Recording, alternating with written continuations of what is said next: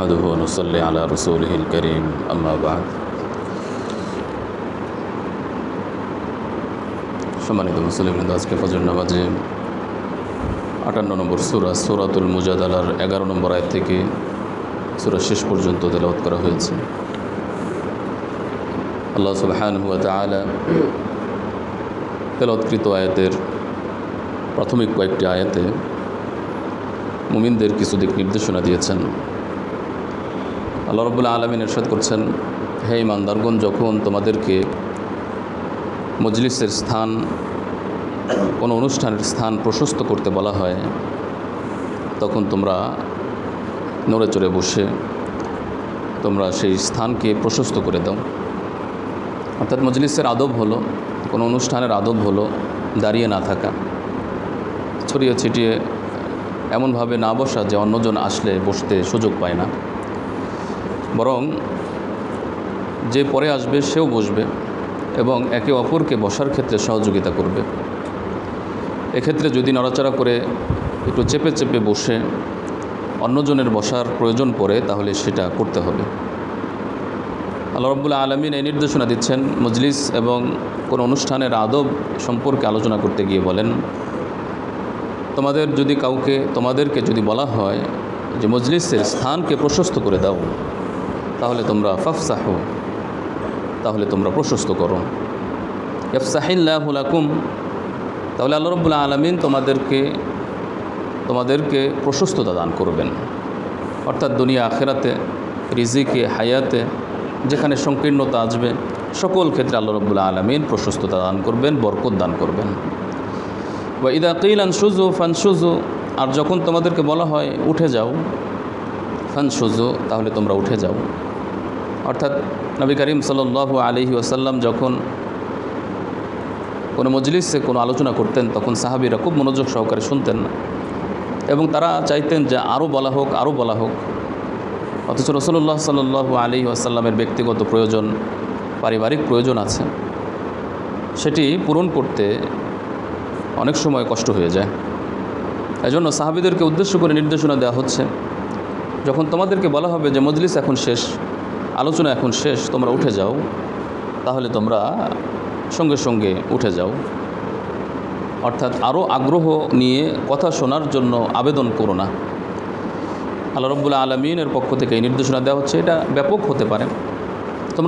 তোমাদেরকে যখন বলা হয়, যখন বলা হয় যে ওঠো, তোমরা উঠে যাও, এর অর্থ এটাও হতে পারে জিহাদে, নামাজে, মানুষের সাহায্য সহযোগিতায়, বিভিন্ন কাজে যখন বলা হয় যে ওঠো, প্রস্তুতি গ্রহণ করো, তাহলে তোমরা সেই নির্দেশ পালন করো, তোমরা উঠে যাও এবং সেই নির্দেশনা অনুযায়ী কাজ করো, আমল করো। ইয়ারফাইল্লাহুল্লাযীনা আমানু মিনকুম, যারা এই নির্দেশনাগুলো পালন করবে, আল্লাহ রাব্বুল আলামিন তাদেরকে সম্মান দান করবেন, মর্যাদা দান করবেন। বিশেষ করে যারা ঈমানদার এবং যাদেরকে জ্ঞান দেওয়া হয়েছে, তাদেরকে বহু গুণে মর্যাদা বাড়িয়ে দেওয়া হবে। আল্লাহ রাব্বুল আলামিন এই মর্যাদা সমুন্নত করবেন। হাদিসে এসেছে এবং আমরা বিভিন্ন আয়াত থেকে বুঝতে পারি, আল্লাহ রাব্বুল আলামিন কিয়ামতের ময়দানে ঈমানদারদেরকে কাফেরদের উপর মর্যাদা দিবেন, স্থান দিবেন।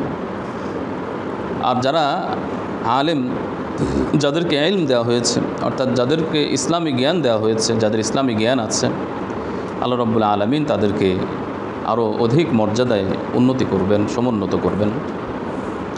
হাদিসে এসেছে রাসূলুল্লাহ সাল্লাল্লাহু আলাইহি ওয়াসাল্লাম বলেন যে আলেমের মর্যাদা, অর্থাৎ যার দ্বীনি জ্ঞান আছে, ওই আলেমের মর্যাদা আবেদের তুলনায়, অর্থাৎ এমন আবেদ, এমন ইবাদতকারী যার দ্বীনের জ্ঞান নাই, এই উভয়ের দৃষ্টান্ত হলো চাঁদনি রাতের সেই পূর্ণিমা চাঁদ এবং তারকা। যেমন তারকারাজির উপর যেভাবে পূর্ণিমার চাঁদের প্রাধান্য, ঠিক তেমনিভাবে সাধারণ আবেদের উপর আলেমের প্রাধান্য। আল্লাহ রাব্বুল আলামিন ইরশাদ করেন যে তোমাদের মধ্যে যারা ঈমানদার এবং যাদের জ্ঞান দেওয়া হয়েছে, তাদেরকে আল্লাহ রাব্বুল আলামিন অনেক মর্যাদায় সমুন্নত করবেন, উঁচু মর্যাদায় সমুন্নত করবেন। অনেক সময় নবী করিম সাল্লাল্লাহু আলাইহি ওয়াসাল্লামের কাছে সাহাবীরা বিভিন্ন কথা জানার জন্য আসতো। এর মধ্যে কিছু ছিল বেদুইন, মরুবাসী, যারা রাসূলুল্লাহ সাল্লাল্লাহু আলাইহি ওয়াসাল্লামের মূল্যবান সময়ের দিকে ততটুকু খেয়াল করতো না, তারা কথা শুরু করলে আর শেষ করতে চাইতো না। আবার কিছু ছিল মুনাফিক, দেখাতো যে আমার সাথে নবীর অনেক ভালো সম্পর্ক, মজলিসে সবার সাথে কথা হচ্ছে, সে এসে কানে কানে রাসূল সাল্লাল্লাহু আলাইহি ওয়াসাল্লামের সাথে কথা বলছে এবং দীর্ঘ সময় মানুষের সময় নষ্ট করছে। আর অনেক সময় অন্যান্য ইহুদি খ্রিস্টানরাও এসেও এইভাবে মজলিসের মধ্যে ব্যাঘাত ঘটাতো। নবী করিম সাল্লাল্লাহু আলাইহি ওয়াসাল্লামের কাছে এসে কানে কানে কথা শুরু করতো আর শেষ করতো না। এজন্য আল্লাহ রাব্বুল আলামিনের পক্ষ থেকে নির্দেশ দেওয়া হচ্ছে যে এরকম যদি কেউ নবীর সাথে কোনো গোপন অথবা সলা পরামর্শের জন্য কেউ আসে, তাহলে সে অবশ্যই সদকা করে নেবে, অর্থাৎ সদকা দিবে, আল্লাহর রাস্তায় দান করবে, এরপর সে রসুলের সাথে গোপন কথা বলবে। আল্লাহ রাব্বুল আলামিন এই নির্দেশনা দিয়েছেন। আবার যাদের সক্ষমতা নাই তাদের ব্যাপারে আল্লাহ রাব্বুল আলামিন শিথিলতাও দান করেছেন। ফাইল্লাম তাজিদু, যদি তোমরা না পারো তাহলে আল্লাহ তাআলা ক্ষমা করে দিবেন। আশফাকতুম আন তুকদ্দিমু বাইনা ইয়াদাই নাজওয়াকুম সাদাকাত, তোমরা কি ভয় পাচ্ছ যে গোপন কথাবার্তা বলার সময় তোমরা সদকা প্রদান করবে, এই সদকা দিতে ভয় পাচ্ছ? ফাইজলাম তাফআলু ওয়া তাবাল্লাহ, যদি তোমরা না পারো তাহলে আল্লাহ তাআলা তোমাদেরকে ক্ষমা করে দিবেন, তোমাদের তওবাকে কবুল করবেন। অর্থাৎ তাফসীর কারকগণ বলেন যে প্রথমত এই নির্দেশনা দেওয়া হয়েছিল রাসূল সাল্লাল্লাহু আলাইহি ওয়াসাল্লামের সাথে সলা পরামর্শ করতে আসলে সাদকা করতে হবে, পরবর্তীতে সেটাকে শিথিল করা হয়, না পারলে অসুবিধা নেই। কেউ কেউ বলেছেন যে এই বিধানটি রহিত করা হয়েছে, আর অনেক তাফসীর কারকগণ বলেন যে বিধানটি তখনও ছিল, রহিত হয় নাই। যারা পারবে তারা সদকা করবে, এরপর রাসূল সাল্লাল্লাহু আলাইহি ওয়াসাল্লামের সাথে গোপন কথা বলবে, আর যারা পারবে না আল্লাহ তাআলা তাদেরকে ক্ষমা করে দেবেন। এতে করে দেখা যায় যে যারা অসৎ উদ্দেশ্যে মূলত এরকম কাজ করত তারা বিরত থাকে, টাকার মায়ায় তারা এই কাজটি করা থেকে নিবৃত থাকে। তো যাই হোক, আল্লাহ সুবহানাহু ওয়া তাআলা ইরশাদ করছেন ওয়া তাবাল্লাহু আলাইকুম ফাআকিমুস সালাহ, সুতরাং তোমরা ইবাদত বন্দেগীর দিকে মনোযোগী হও, সালাত কায়েম করো, ওয়া আতুজ যাকাহ, যাকাত আদায় করো, ওয়া আতিউল্লাহ ওয়া রাসূলাহ, আল্লাহ এবং তার রাসূলের আনুগত্য করো। আল্লাহু খাবীরুম বিমা তা'মালুন, তোমরা যা করো সে সম্পর্কে আল্লাহ তাআলা সবিশেষ অবহিত। অর্থাৎ তোমাদের মনে কি আছে, তোমাদের কর্মে কি প্রকাশ পাচ্ছে, সব কিছু আল্লাহ তাআলা জানেন। এরপর আল্লাহ রাব্বুল আলামিন মুনাফিক এবং মুমিনদের কিছু বৈশিষ্ট্য উল্লেখ করেছেন।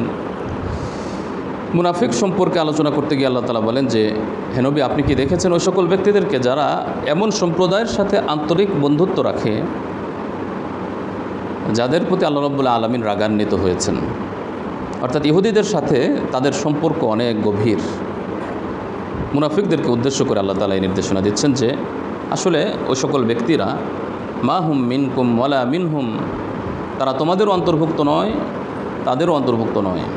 অর্থাৎ না তারা ইহুদি, না তারা মুমিন, তারা হলো উভয়ের মাঝামাঝি একটি সম্প্রদায়, অর্থাৎ তারা হলো মুনাফিক সম্প্রদায়।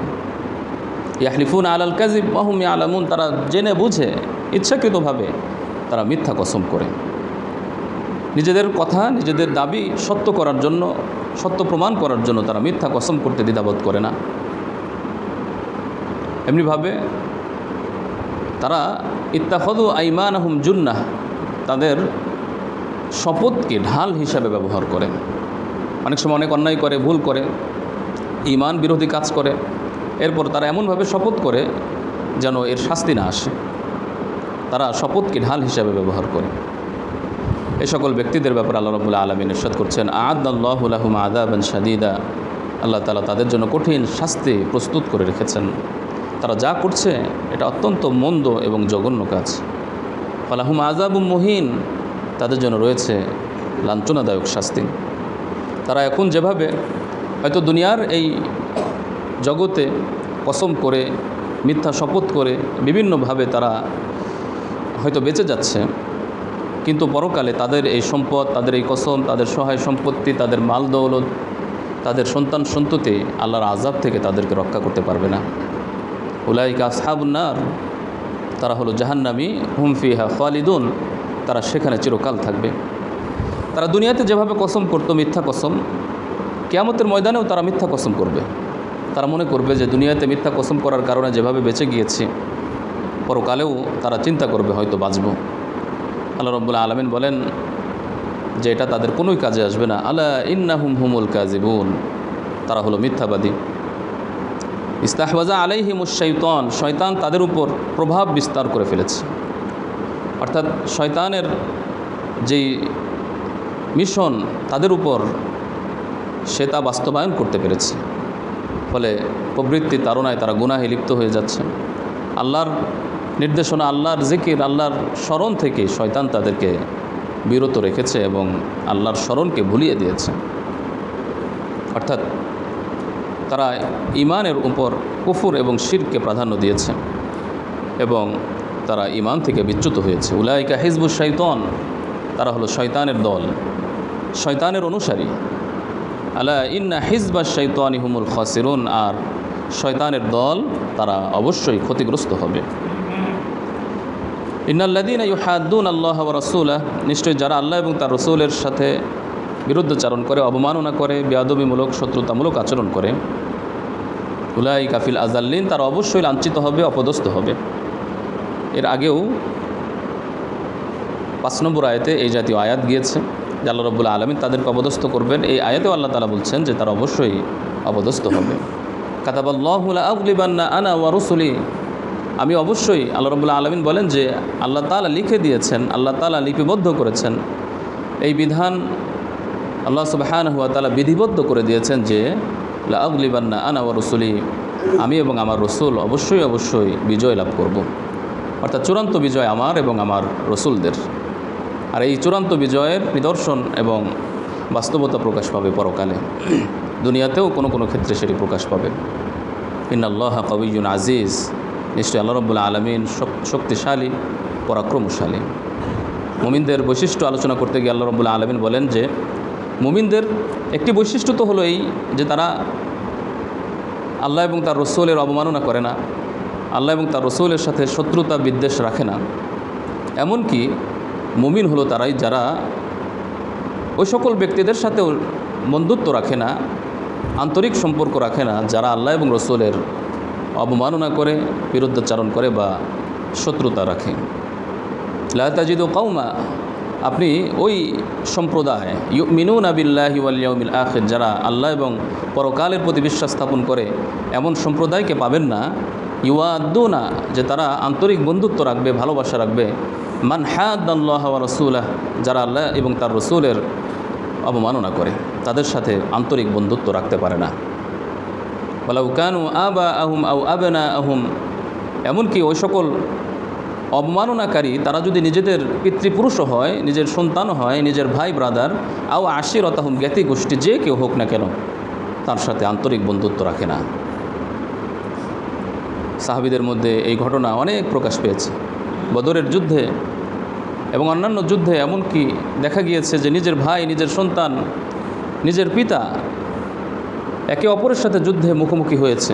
তারা রসুলের অবমাননা করার কারণে, রসুল সাল্লাল্লাহু আলাইহি ওয়াসাল্লামের সমালোচনা করার কারণে তাদের মুখোমুখি হতে এবং তাদেরকে হত্যা করতে তারা দ্বিধাগ্রস্ত হয়নি, বরং তারা এই কথা বলে, এই ঘোষণা দিয়ে তাদেরকে হত্যা করেছে যে সে আমার রসুলের অবমাননা করেছে, আমার রসুলের সমালোচনা করেছে।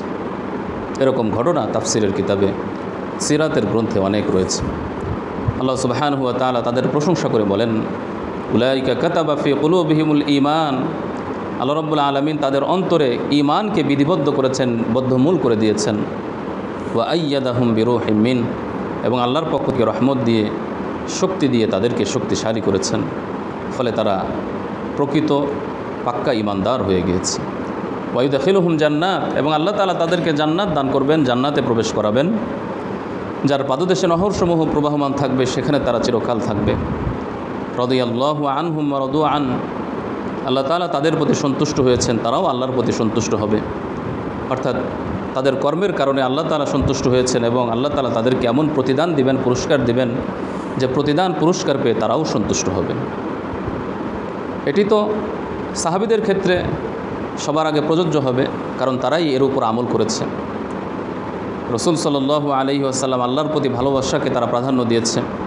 যারা রসুল এবং আল্লাহর অবমাননা বা এমন কাজের সাথে জড়িত যা আল্লাহ এবং তার রসুলের সম্মানের হানি হয়, তাদের সাথে আন্তরিক বন্ধুত্ব স্থাপন না করার দৃষ্টান্ত সাহাবীরাই সর্বপ্রথম দেখিয়েছে।